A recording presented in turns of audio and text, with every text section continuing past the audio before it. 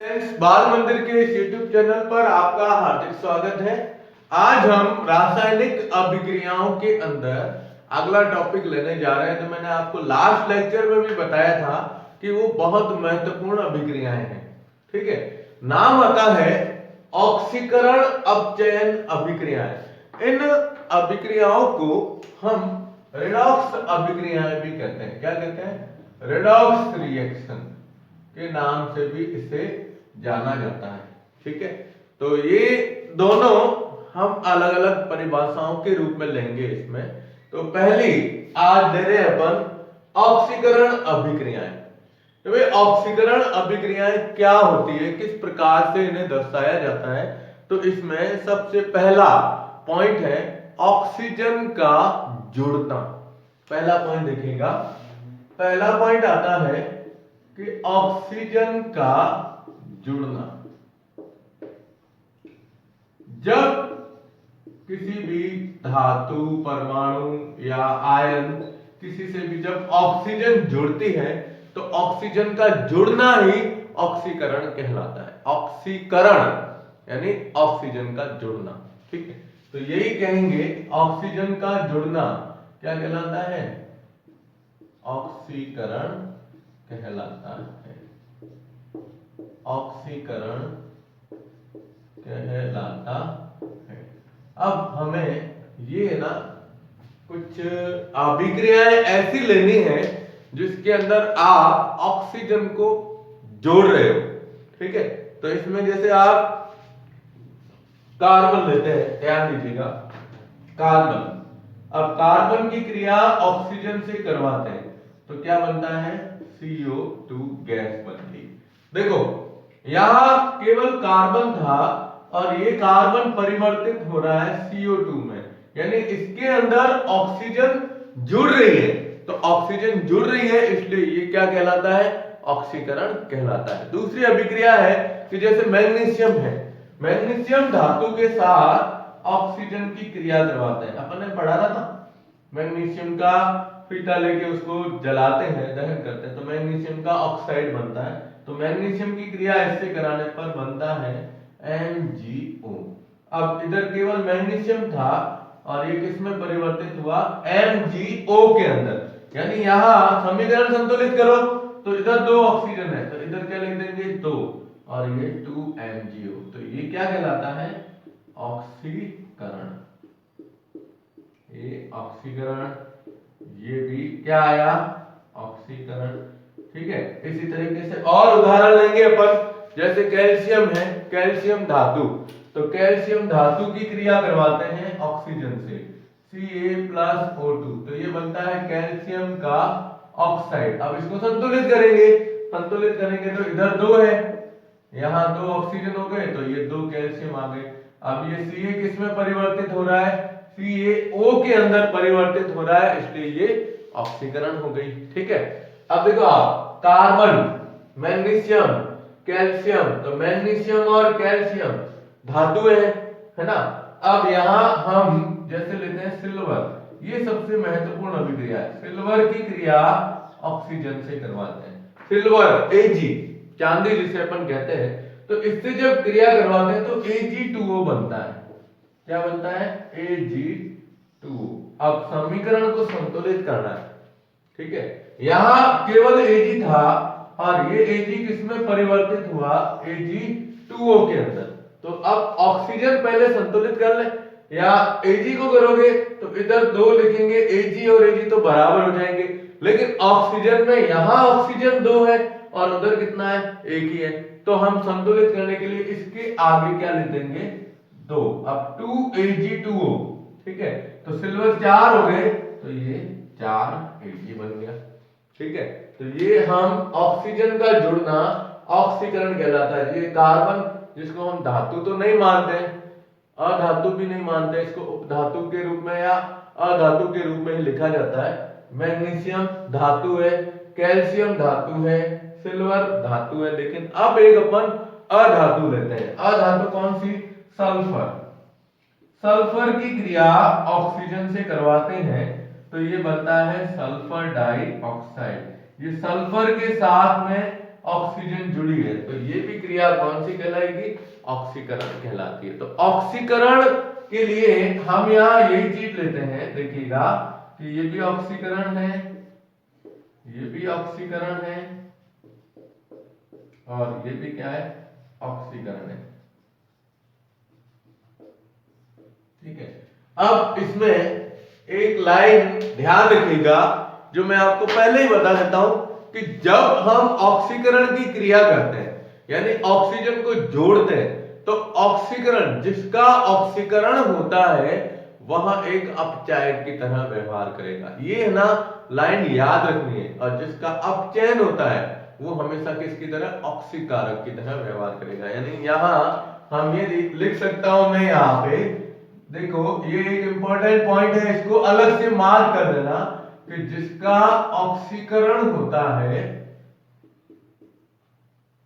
ऑक्सीकरण होता है वह एक अपचायक की तरह व्यवहार करता है।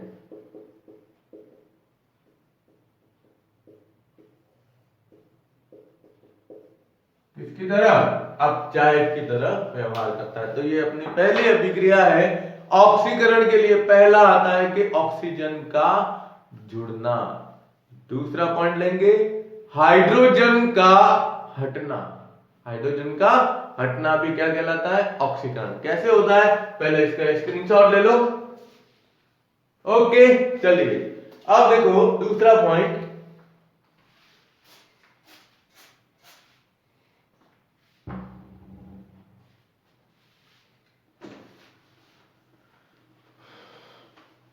हाइड्रोजन का हटना भी क्या कहलाता है? ऑक्सीकरण कहलाता है। ठीक है,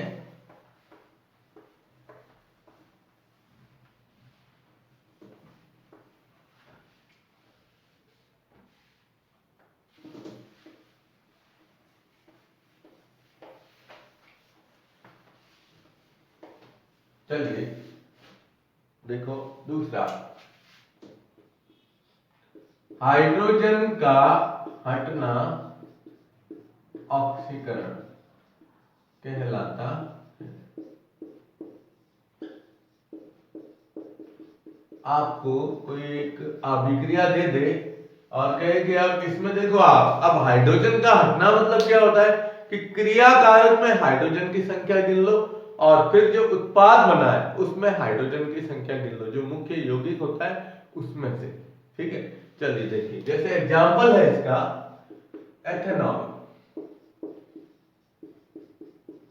क्या लेते हैं? एथेनॉल। अब एथेनॉल का सूत्र याद रखना है, ये सूत्र होता है CH3 CH2 और OH। ये क्रियात्मक समूह कहलाते हैं। एथेनॉल जो होता है ना, ये क्रियात्मक कौन सा होता है? इसमें OH समूह, जिसे अपन बोलते हैं एल्कोहलिक समूह के नाम से जाना जाता है। अब हम इसमें से हाइड्रोजन हटाएंगे, तो यहां जब इसमें से हाइड्रोजन हटती है तो ये CH3 CH2 OH जो होता है, देखो ये है एथेनॉल, और इसमें जो समूह है वो कौन सा है? एल्कोहलिक समूह। कौन सा है? एल्कोहल समूह। ठीक है, अब आप इसमें से H हटा रहे हो, तो H हटाने पर ये बनता है CH3 CHO। ठीक है, अब यहां देखो OH समूह है और यहां CHO समूह है। इस यौगिक का नाम पहले बता देता हूं, इसको बोलते हैं एथेनॉल। क्या बोलते हैं? एथेनॉल। और इसको हम कह सकते हैं कौन सा ग्रुप है? ये एल्डिहाइड समूह कहलाते हैं। कौन से? एल्डिहाइड समूह। ठीक है, अब देखो यहां ध्यान दीजिएगा, इस पूरे के अंदर हाइड्रोजन की संख्या गिनो। इस पूरे में 3 2 5 और 1 6। ठीक है, इधर कितनी आई? 3 और 1 4, यानी प्लस इसके साथ में क्या बना है? H2, हाइड्रोजन बाहर निकली है, तो इसमें हाइड्रोजन की संख्या कितनी है? 6 इसके अंदर। ठीक है, 3 2 5 और 1 6, और इसमें हाइड्रोजन की संख्या कितनी आई? 4, यानी हाइड्रोजन की संख्या में क्या हुई है? कमी हुई है। तो हाइड्रोजन का हटना क्या कहलाता है? क्या कहलाता है? ऑक्सीकरण कहलाता है। और इसके अलावा एक दूसरा एग्जाम्पल दिया हुआ है, वो है जल, H2O। अब जल को कैसे बताते हैं कि यहां हम लिखते हैं H2O, इसका अपघटन करते हैं तो ये हाइड्रोजन और ऑक्सीजन के अंदर क्या हो जाती है, टूट जाती है। अब यहां जल है, जल में देखो H2O आयनों में भी टूट सकती है, लेकिन यहाँ हम जल का विघटन कर रहे हैं, अपघटन कर रहे हैं, तो हाइड्रोजन ऑक्सीजन दोनों बन रही है। अब इस जल में से हाइड्रोजन हटी है, क्या हुआ है, हाइड्रोजन का हटना। अब इस समीकरण को संतुलित करो आप, तो संतुलित करने के लिए पहले ऑक्सीजन संतुलित करते हैं। यहाँ ऑक्सीजन कितने हैं, 2, इधर ऑक्सीजन कितना है, 1, क्योंकि हाइड्रोजन तो दोनों में बराबर है, तो इसके आगे क्या लिख दोगे, 2, तो इधर क्या जाएगा 2H। क्यों, क्योंकि इधर 4 हाइड्रोजन, इधर 4, ऑक्सीजन 2, 2, तो ये हाइड्रोजन का क्या होना, हटना, क्या कहलाता है, ऑक्सीकरण कहलाता है। तो ये ऑक्सीकरण की दूसरी परिभाषा है कि जब हम किसी भी यौगिक से हाइड्रोजन को हटाते हैं, हाइड्रोजन का हटना, यही क्या कहलाता है, ऑक्सीकरण कहलाता है। ठीक है, तो आप इसका स्क्रीनशॉट ले लो, फिर हम इसकी तीसरी परिभाषा लेते हैं। ओके, चलिए तीसरी परिभाषा है कि धन विद्युतीय तत्व का हटना, या एक यौगिक में से धनायन का बाहर निकलना। देखो क्या होता है इसमें,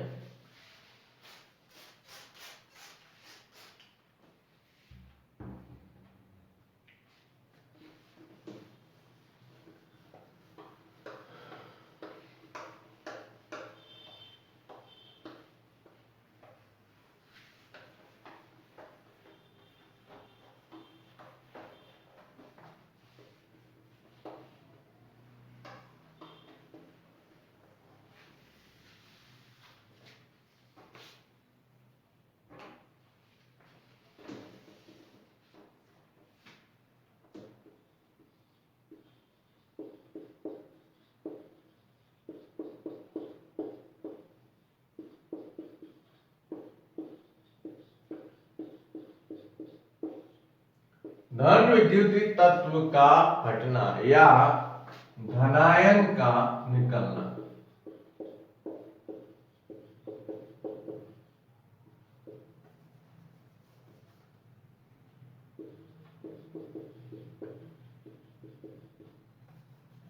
धनायन जो है ना,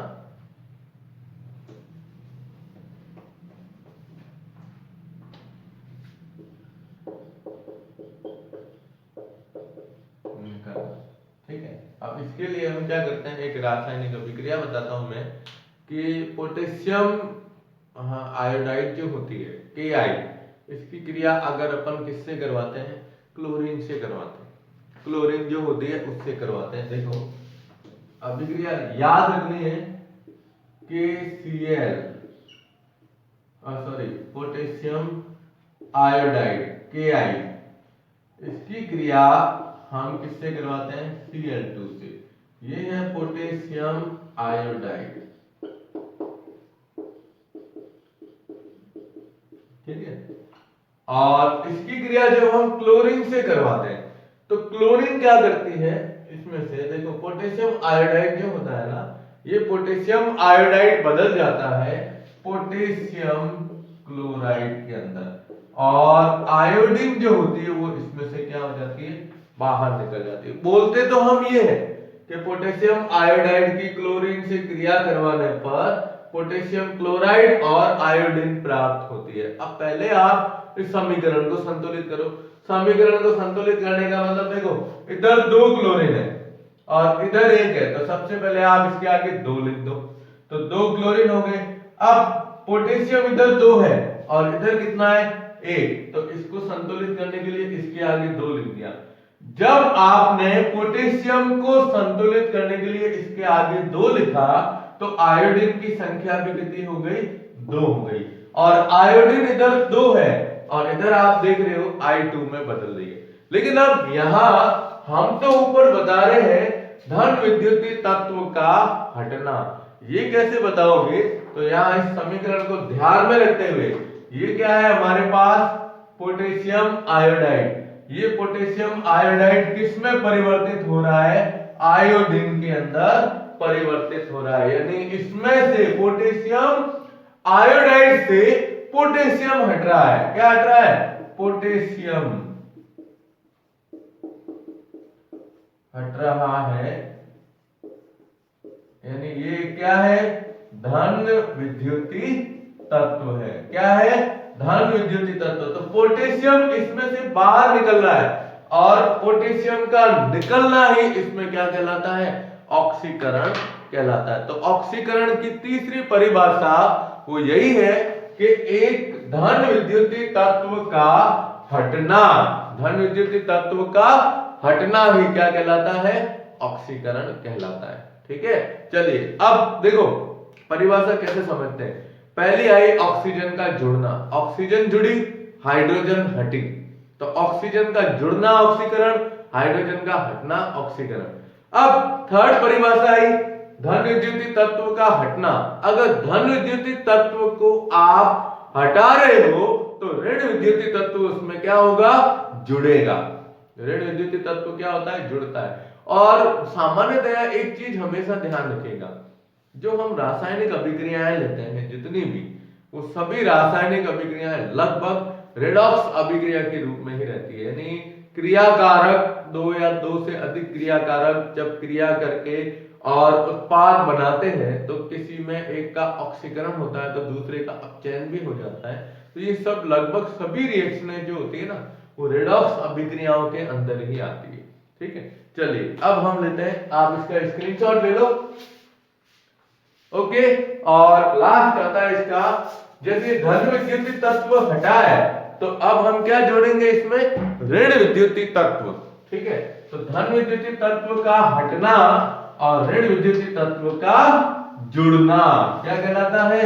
ऑक्सीकरण कहलाता है। चलिए देखिए,